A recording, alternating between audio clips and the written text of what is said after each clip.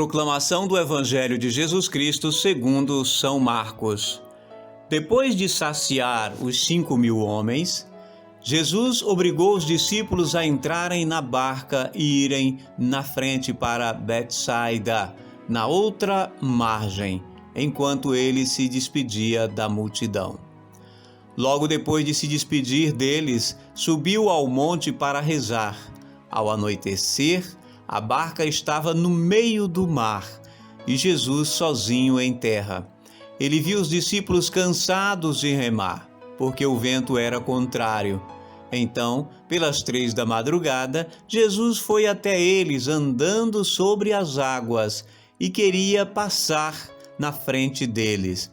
Quando os discípulos o viram andando sobre o mar, pensaram que era um fantasma e começaram a gritar.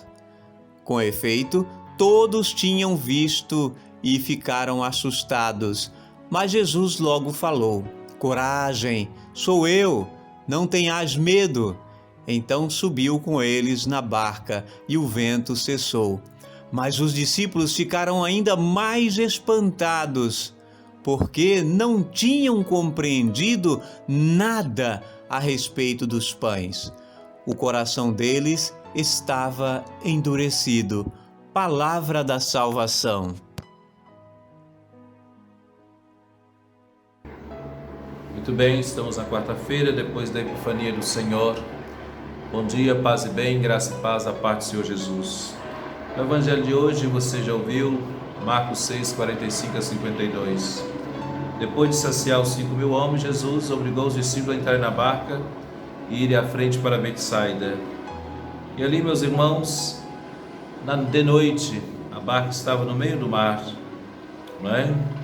E Jesus sozinho em terra. Os discípulos estavam cansados de tanto remar, pois o vento era contrário.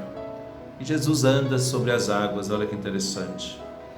Os discípulos viram Jesus e ficaram com medo. Mas Jesus disse: "Coragem, sou eu mesmo."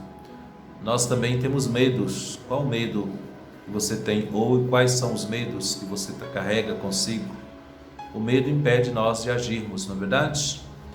O medo nos impossibilita de chegarmos adiante. Por isso devemos exorcizar todo tipo de medo. Medo de se lançar no trabalho da comunidade, medo de evangelizar, medo de pastorear. Às vezes a gente está cansado, abatido, sem força, sem coragem. Nesses tempos difíceis de pandemia, 2 anos já, chuvas aqui no extremo sul da Bahia. Estou cansado, não tenho força, parece que Deus não olha para mim, tudo de ruim está acontecendo. Os discípulos estavam cansados de tanto remar e Jesus aparece caminhando sobre as águas. Se as águas do mar da vida quiserem te afogar, segura na mão de Deus e vai.